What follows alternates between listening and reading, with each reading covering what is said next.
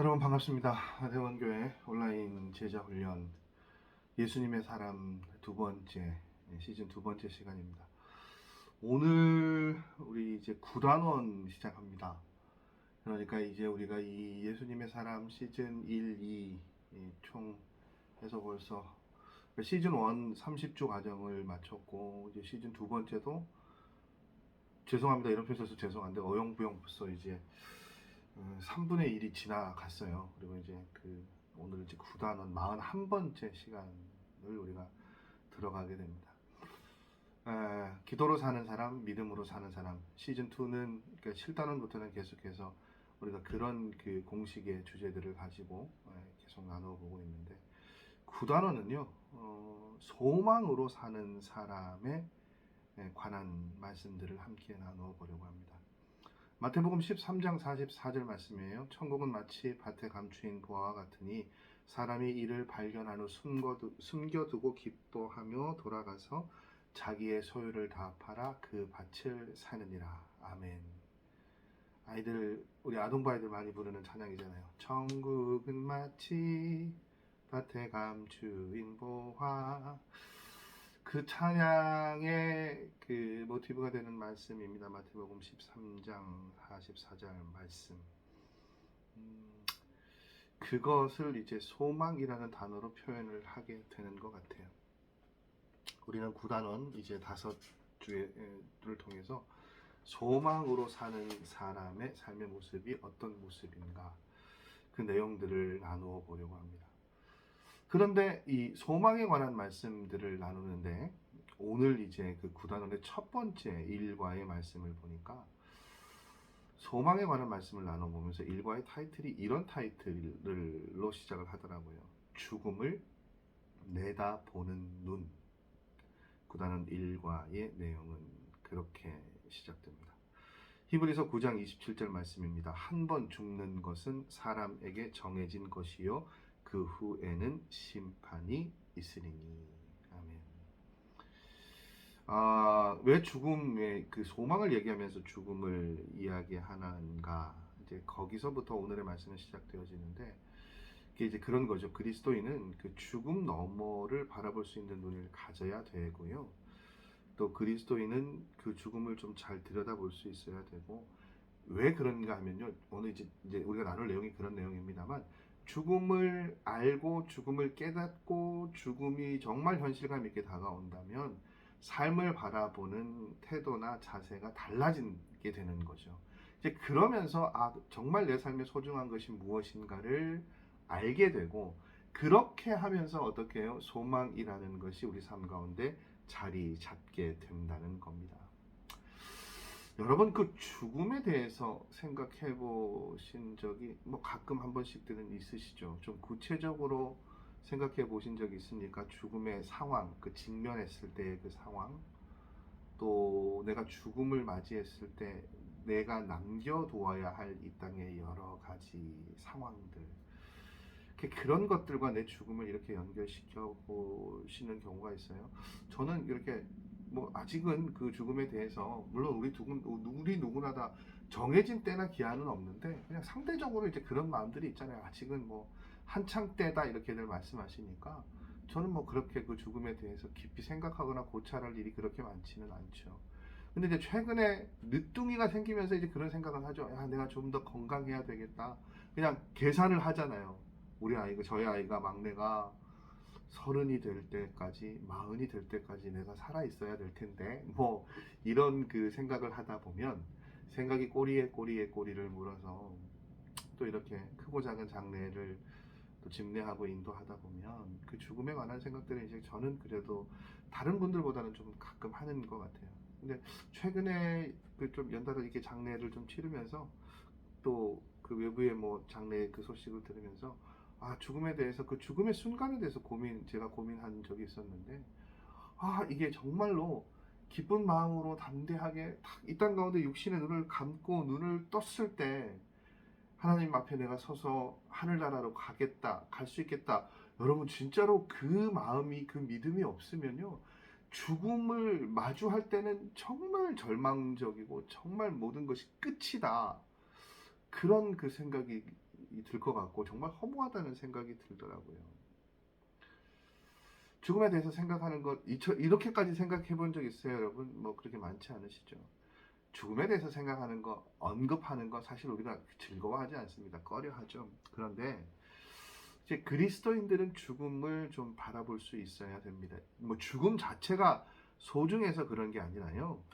죽음을 생각하다 보면, 죽음을 바라보다 보면 그 시간을 통해서 우리에게 무엇이 정말로 소중한가를 알고 깨닫게 되기 때문이에요.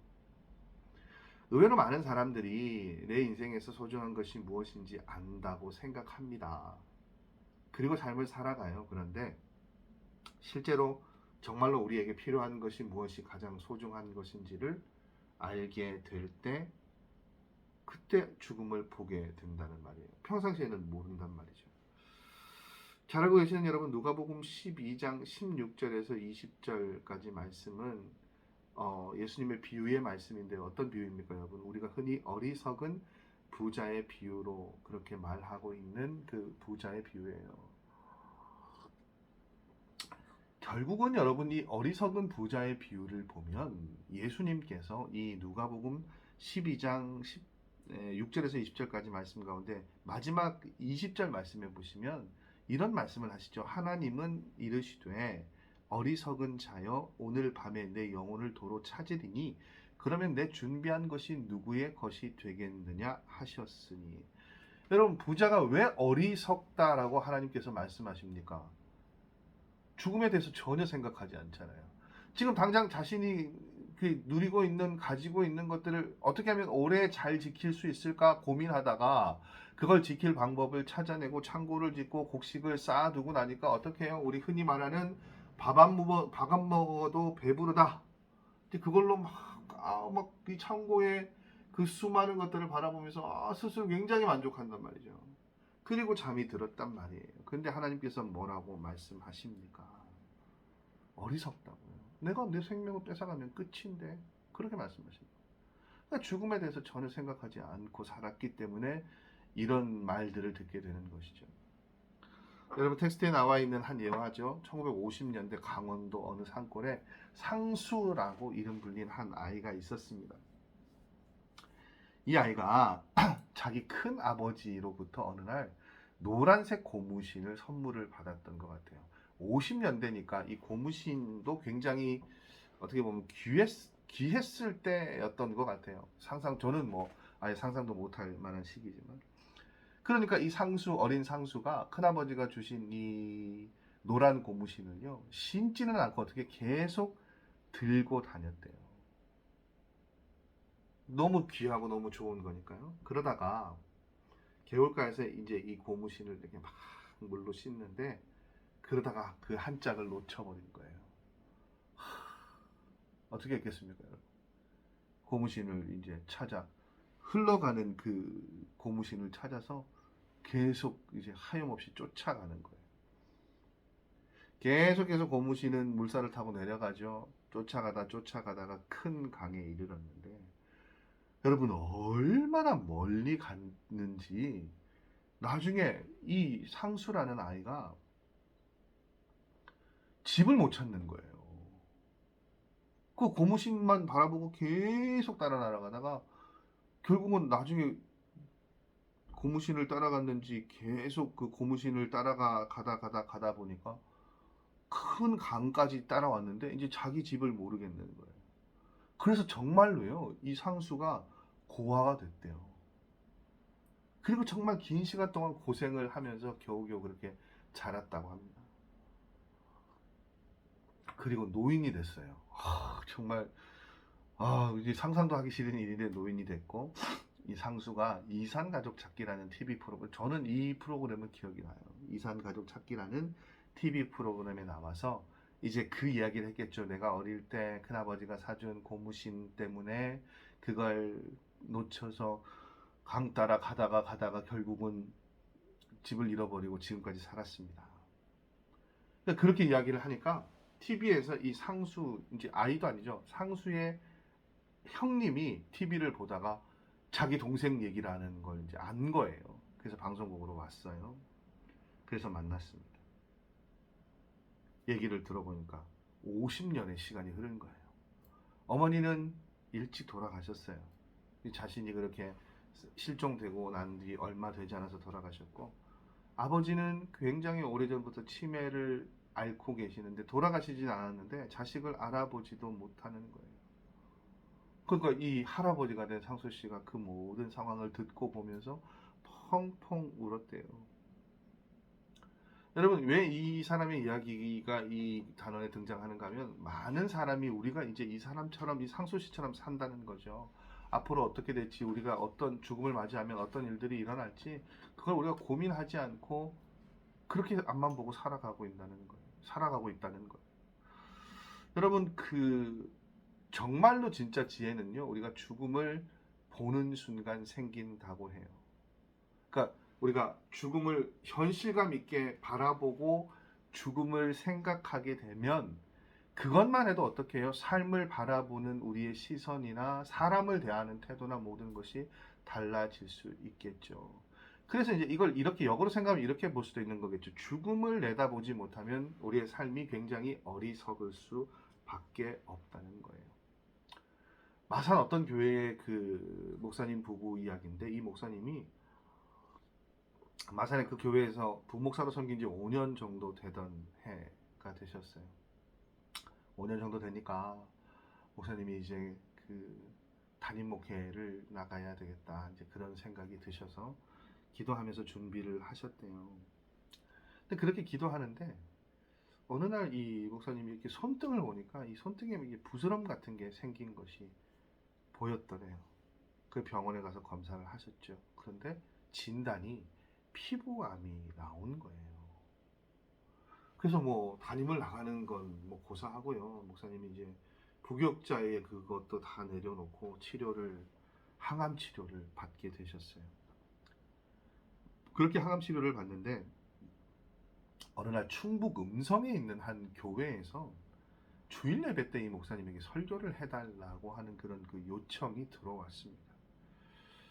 알고 봤더니 왜 어떤 사연으로 이 목사님을 초청했는지 이제 목사님 전혀 모르시다가 이제 알아보시니까, 그 충북의 음성에 있는 교회의 담임 목사님이 아마 목사님 동기셨던 것 같아요. 친구셨던 것 같아요. 근데 이제 이 목사님이 미국으로 유학을 떠나시면서 내 후임으로는 이제 이 친구 목사님이 좋을 것 같다 추천을 한 거예요. 그러니까 이제 성도님들은, 담임 목사님이 추천한 목사님이니까 우리가 목사님 말씀을 들어야 되겠다, 들어봐야 되겠다, 이제 그렇게 해서 이 목사님을 초청을 하게 됐습니다. 다들 좀 기대를 했던 것 같아요. 우리 이제 담임 목사님 가시는 목사님이지만 목사님이 추천을 해주셨으니까 아주 좋은 목사님이 오셔서 말씀 전해 주시겠지, 이제 그런 기대들을 교인들이 했던 것 같아요. 근데 이제 그런 기대를 가진 교인들 앞에 목사님이 어떤 모습으로 나타나는가 하면, 막 이게 받으시니까, 그 항암 치료를 받으시니까 머리도 다 빠졌죠. 앙상하죠. 그러니까 완전히 그냥 암 환자 모습 그대로 목사님이 오셔서 설교를 하신 거예요. 자, 설교를 마치셨어요. 교회에서는 이제 청빙위원회가 다시 열렸습니다. 근데 다들 뭐 특별한 말들을 이야기하지 못하는데, 그 청빙위원 중에 한 분이 오늘 설교한 목사님을 담임 목사님으로 모시자라는 의견을 내셨대요. 그러니까 이제 다들, 많은 사람들이 말은 하진 않았지만, 어떻게 암 환자, 암 투병 중인 분을 우리가 모실 수 있겠냐, 이런 이야기들, 뭐 이런 눈빛들을 담아서 이 성도님에게 얘기를 했겠죠. 그러니까 이 청빙위원 중에 한 분이 뭐라고 말씀하셨냐면, 이렇게 말씀하신 거예요. 저는 오늘 예배 때 예전에 경험하지 못했던 은혜를 받았습니다. 그러니까 오늘 오신 목사님이 비록 암 환자이시지만 우리가 그 목사님을 모셔서 한 번 설교를 듣고 장례를 치르더라도 우리 교회는 복받은 교회이지 않겠습니까? 이렇게 얘기한 거예요. 여러분, 이 한 분의 이 고백과 이야기가 큰 울림이 되었고, 결국 그 교회는요, 이 목사님을 담임 목사님으로 결정하고 청빙 서류를 보냈습니다. 그 소식을 들은 이 목사님이 얼마나 울었겠어요. 그 사모님하고 함께 기도원으로 들어가서 금식 기도를 하셨대요. 근데 사실은 이 두 분은 교회 갈 생각이 없으셨대요. 자신들의 형편을 너무 잘 알고 있잖아요. 그래서 아, 암 환자인 자기를 담임 목사로 청빙하겠다는 교인들의 그 마음이 너무 고마워서 이 목사님 사모님이 어떻게 기도하셨냐면 그 교회에 정말 좋은 목회자를 하나님 보내주십시오. 그렇게 기도하셨대요. 근데 그렇게 기도하면서 그렇게 금식하면서 기도하시는 과정에 정말 놀랍게 하나님의 은혜로 어떻게 해요? 암이 치유가 되신 거예요. 그래서 그 목사님하고 사모님이 이, 이 병이 치유된 것이 그곳을 향한 가라고 하시는 하나님의 계시로 알게 되고 청빙을 받아들였대요. 이 모든 일련의 사건의 중심에 뭐가 있습니까? 이제 결국 말씀의 포커스는 거기 있잖아요. 죽음을 내다보고 있었던 삶의 모습이요. 목사님의 설교가 여러분 뭐 선을 보는 설교 이런 게 아니었을 거 아니에요. 마지막이다 생각하고 그렇게 하셨던 설교였을 거거든요. 그러니까 자기 삶의 평생에 꼭 이건 전해야 되겠다. 정말 중요한 말씀이다. 그것들을 가지고 단위 서술였을 거 아니에요. 그러니까 죽음을 알고 죽음이 현실감 있게 다가오니까 그렇게 설교하게 되고 그 설교가 어떻게 해요? 힘이 있고 은혜를 끼치게 되는 것이죠. 여러분 그게 죽음을 바라보고 직시하는 것이 그만큼 중요합니다. 그래서 여러분 오늘 이 그 책에 보면 여러분의 생명의 유언장을 남길 시간밖에 많이 지금 남아있지 않다면 여러분의 생명이 여러분 어떤 말을 남기시겠습니까? 유언장을 한번 써보십시오 라고 그렇게 되어 있죠. 여러분 그 유언장 어떻게 한번 좀 써보셨습니까? 꼭 한번 써보시기 바랍니다. 저는 이렇게 이 말씀 준비하면서 유언장을 쭉 써봤는데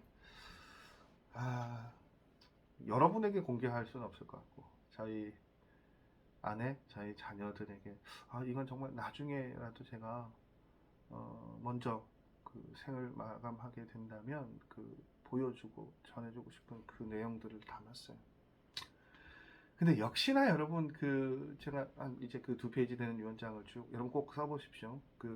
써서 보니까 아내에게 자녀들의 아이들에게 또 저는 우리 성도님들에게도 썼거든요. 교회 우리 성도님들에게도 유언을 남길 그 부분들이 좀 있더라고요. 근데 역시나 저도 제일 많이 쓰게 되는 말은 미안하다는 말, 사랑한다는 말인 것 같아요. 대부분 유언장을 쓸 때 사람들이 가장 많이 쓰는 말이 미안합니다, 용서해 주세요라는 말하고요, 사랑합니다라는 말이라고 해요. 그러니까 이게 왜 나오는 말일까요?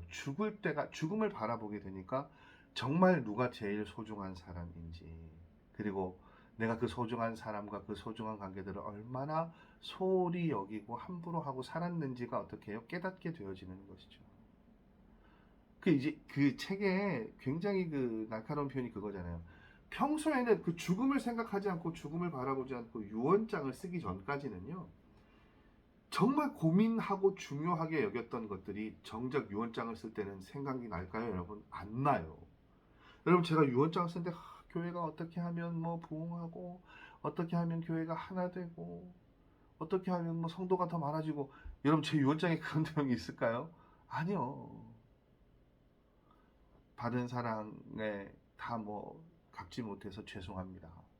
사랑해 주셔서 감사합니다. 그런 내용이죠. 그런 내용이 써지더라니까요. 여러분 이게 뭡니까? 결국 우리가요 정말 평상시에 중요하지 않은 것들에 매여서 우리의 삶을, 시간을, 열정을 쓰면서 살고 있다는 거예요. 여러분 서울에 가면 용미리하고 벽제라는 곳에 납골당이 있는데 거기는 납골당에 필기대가 있나 봐요. 그래서 가족들을 먼저 보낸 사람들이 거기다가 이제 편지를 쓸 수 있게 해놓은 그런 장치들이 있나 봐요. 그래서 그렇게 써놓은 편지의 일부가 눈물의 편지라는 책으로 나오게 됐는데, 이제 여러 죽음을 통해서 이렇게 가족을 또 사랑하는 사람들을 먼저 보낸 이들이 쓴 글들이 이렇게 책으로 나와 있는데, 정말 대부분 내용들이 뭡니까? 평소에 다 아껴주지 못했고 사랑하지 못했던 것들, 그 후회에 관한 기록들이 쭉 이렇게 기록되어져 있다고 해요. 몇 가지 내용을 소개해 드리면, 이건 제가 그냥 쭉 읽을게요. 사실은 제가 누구 집사님, 목소리 좋으신 집사님 좀 초빙을 해서 이 부분은 제가 낭독을 좀 부탁을 드릴까도 고민했는데, 아쉽지만 여러분 그냥 제 목소리로 들으십시오. 여보, 당신이 내 곁에 없다는 것을 부인하고 또 부인하면서 당신을 부르다가 어느새 눈물이 고이곤 합니다. 정말 외롭고 힘들 때 당신이 남긴 목소리를 들으며 펑펑 울지만 나 아직도 시원하게 울지 못했어요. 언젠가는 목 놓아 울고 싶어요. 여보, 나 직장에 나가요. 고통스럽고 힘들지만 잘 참아내고 있어요. 일하다가도 당신이 직장 다닐 때 어려운 사정을 왜 이해해 주지 못했는지 후회해요. 눈물을 참느라 천장을 쳐다보고 참곤 해요. 하지만 아무리 힘들어도 열심히 살 테니 걱정 마세요. 당신에 대한 미움 같은 것 이제는 다 없어졌어요. 당신을 미워했던 것 하나님 앞에 모두 다 속죄하며 살아갈 거예요. 당신이 떠나기 전 2개월 그동안 내가 당신에게 했던 모진 말들 때문에 지금 내 마음은 병이 들었어요. 그러나 사실 나는 마음속 깊이 당신을 사랑했어요. 여보, 나 죽으면 당신에게 가서 무릎 꿇고 빌 거야. 정말 미안해. 지훈아, 정말 미안하다. 너의 생전에 따뜻하게 못해준 것이 못 내 가슴에 걸리는구나. 내가 한 말, 아버지처럼 안 살겠다고 하던 너의 그 말 영영 지워지지 않는구나. 아빠, 내가 정말로 아빠에게 하고 싶은 말이 뭔 줄 알아? 아빠를 정말 사랑한다는 말이에요. 그래서 더 미안해요. 한 번도 이런 말 하지 못하고 그렇게 보내드려서 너무 미안해요. 아빠, 가끔 집에 오세요. 딱 한 번만 아빠 품에 안겨보고 싶어. 이런 글들이 이제 필경대에 쓰여져 있다고 합니다. 여러분, 정말 우리에게 소중하고 가치 있는 것들을 죽음의 때에 죽음을 직면해서야 깨닫게 되는 것이 참 가슴 아픈 일인 것 같아요. 그래서 오늘의 말씀은 소망을 이야기하면서 우리에게 그리스도인들은 죽음을 내다보는 눈을 가져야 한다고 이야기합니다. 그래야 나중에 후회하지 않는 삶을 살 수 있고요. 이것이 소망의 눈을 뜨는 것이다 라고 오늘의 텍스트는 이야기하고 있죠. 잘 알고 계시는 히브리서 9장 27절의 말씀은 이렇게 죽음을 정의합니다. 한 번 죽는 것은 사람에게 정해진 것이요 그 후에는 심판이 있으리니. 여러분, 누구나 거쳐갈 수 없는 누구나 다 거쳐가야 하는 죽음, 여러분은 어떻게 바라보시고 어떻게 인도하고 계십니까? 어떻게 그 죽음의 순간을 맞이하시겠어요? 독일 신학자 디트리 본 회퍼가 독일 수용소에서 나치에게 항거하다가 죽음을 맞이했던 그 마지막 장면이 이렇게 소개되어집니다. 똑같은 일상을 보내고 있는데 간수가 문을 두드리고 들어와요. 그런데 이 보네퍼의 생각은 이것이 나에게 죽음을 알리러 이제 내 죽음이 집행되어지는구나. 그걸 아마 알게 되었던, 직감을 했던 것 같아요.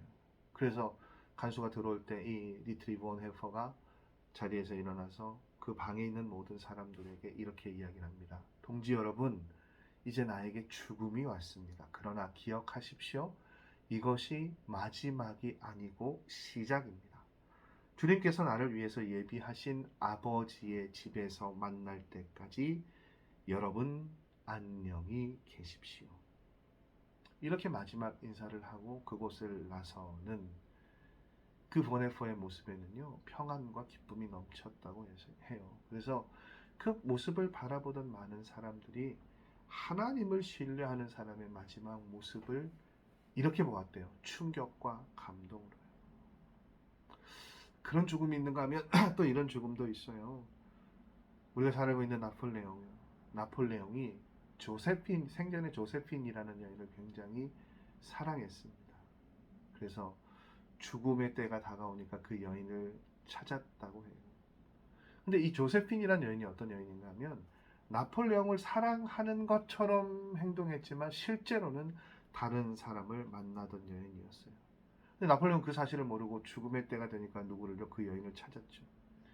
여러분, 만일 나폴레옹이 마지막 순간에 그 조세핀의 자신을 향한 그 배신, 또 감정적인 그 배반, 그것들을 알고 죽었다면 얼마나 허무한 삶이겠습니까?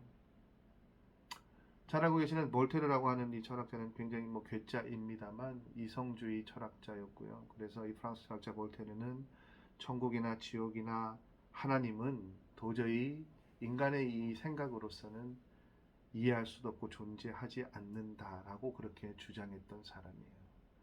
근데 여러분, 그 볼테르가 죽음의 순간에 뭐라고 이야기했습니까?